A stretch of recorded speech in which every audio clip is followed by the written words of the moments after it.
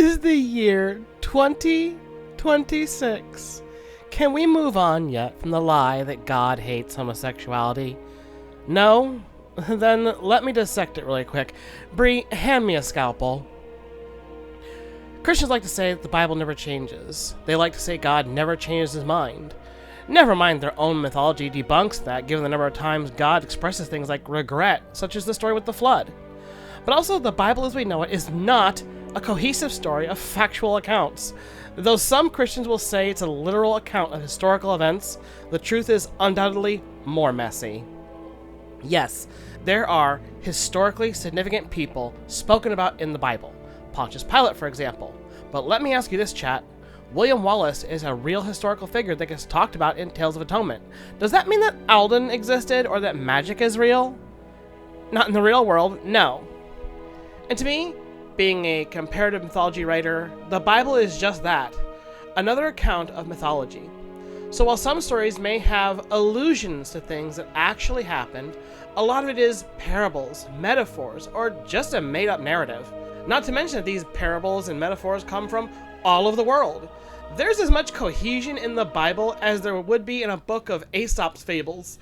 The commonality here being that not only were the fables likely not written by Aesop, but that a comprehensive book of his stories wasn't compiled until many years after. Many of them are of African origin and passed down through oral traditions. Just like in the Bible, stories and words are added or rewritten all the damn time. And humans as a society won't be able to move forward as a species until we learn how to actually separate fact from fiction. This isn't a bad faith argument.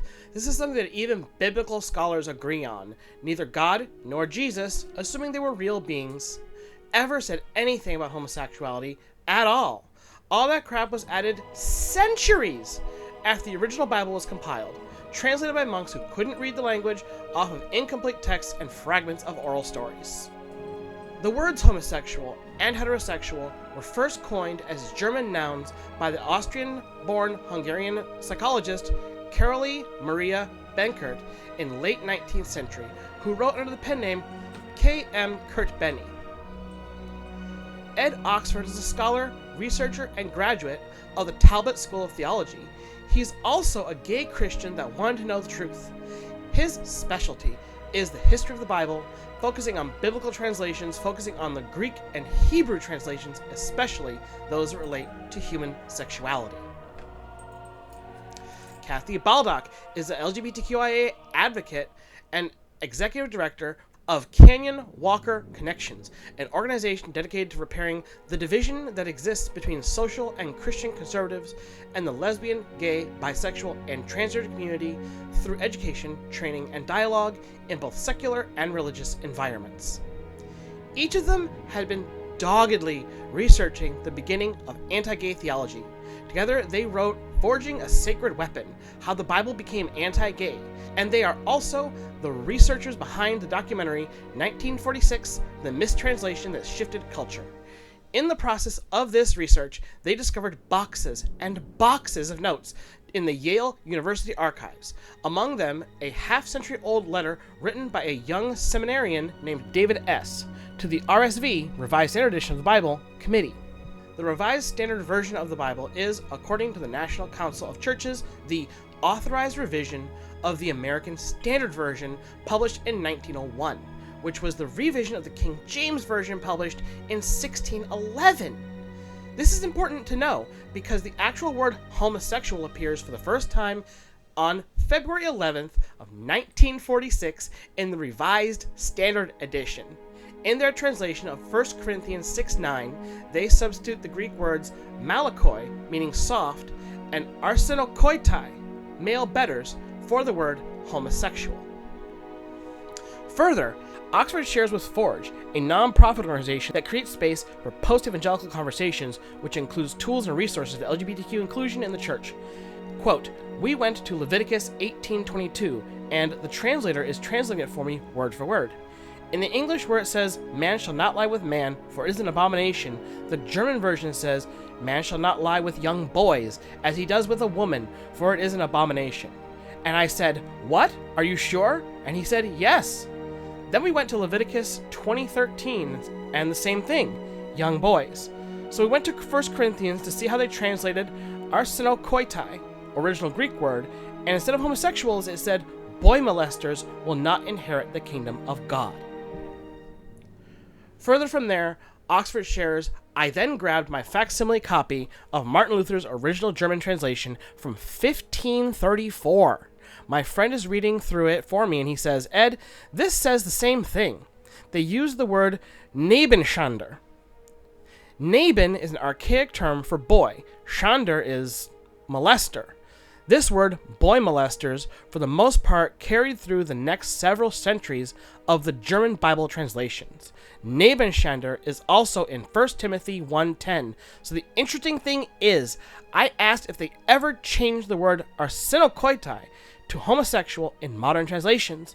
So my friend found it and told me the first time homosexual appears in the German translation is 1983. Although the mistake was corrected from homosexual to sexual perverts in the new Revised Standard Edition in 1989, the damage had already been heavily done with the word homosexual appearing in most translations of the Bible, mostly in 1 Corinthians 6:9 and 1 Timothy 1:10. This became the fuel for the anti-gay movement embraced by American conservative Christians as well as others around the world. The documentary in question, 1946, explores and enlightens about this issue, using research, physical evidence, and even the testimony of scholars, academics, and experts in the field. The movie also features an original score from celebrated queer musician Mary Lambert.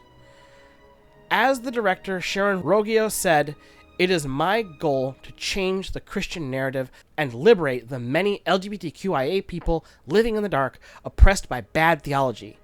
I want us all to live and be acknowledged as equals. Under God's love, there are truths that must be shared.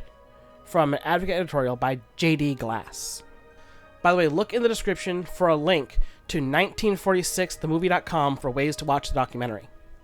Look, all of this really means to say that God doesn't care, and neither should you. It's not your business. You should have enough in your life where what's going on between someone else's legs or in their bedroom doesn't need your personal attention, especially when they're young. Get your nose out of people's lives. You look like an idiot falling for the same exact rhetoric your parents fell for in the 60s and the 70s about gay people, but now it's trans people.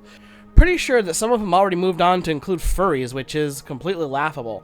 Furries mostly prefer intimacy with each other and don't really do any kind of recruitment at all, short of asking, hey, did you ever feel some kind of way while watching Disney shows as a kid? You know, Robin Hood, Rescue Rangers. All jokes aside, that's not actually a joke. It's a legitimate furry fact. Anyone and everyone needs to stop all this hate, period. Whoever you are, you're not enacting your religious freedoms when literally the only things you're doing with your religion is hating and going to church. You're using it as an excuse, and no one thinks you're virtuous. Even religious leaders look down on you for this crap. Stop it now while you can still get onto the right side of history. 90% of the world literally hates Hitler, and that's never going to change. And this is just more of his ideologies and a few ignorant asses refuse to let go of because it feels good to look down on people. But while you're looking down, you're surrounded by your betters who aren't agreeing with you. Not saying I'm one of these mysterious betters, but I am saying that if you think this way, yeah, they're better than you just fine. Have fun continuing to lose people you care about that are also better than you. Or you could be better yourself and keep them by just not being a prick. It's your choice. Make the right one.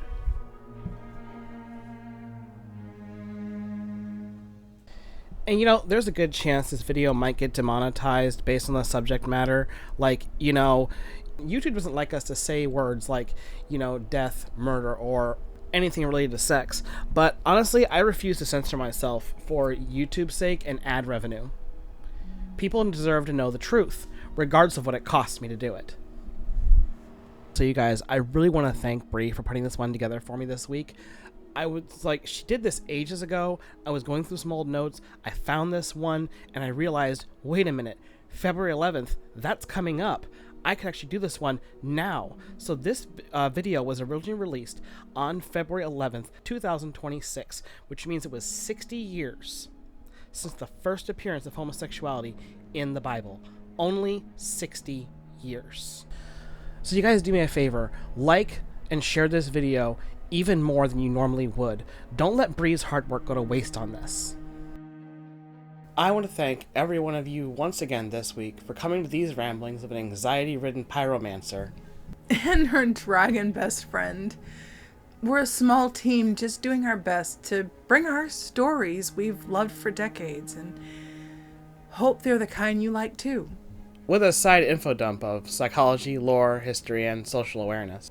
If this is your first video, we hope you'll stay for another one. And maybe you could consider becoming a subscriber. We'd love to see you again. Our subscribers can move mountains for a channel like this. The engagement we get just keeps growing each week. You guys are getting the word out and people are listening. And we really can't express how grateful we are to see our passion project take off. 20 years of love and dedication are here laid bare. Help as much as you care to, but at least watch and talk with us. Of course, we can't close out a video without giving a shout out to our patrons. Emily Masternardi, Heinrich 28, Pammy Poo, JC Moreland, Shadow Fox, Charles Tam, Arya Gamari, Lundair Lumen. But also don't forget our channel members, Moose Now, Jack McLeod, Plebe 64 Potato, Lundair Lumen, 7 Star Sanctuary, and Chained Furry, Many a Mickle Maximuckle. See you next week.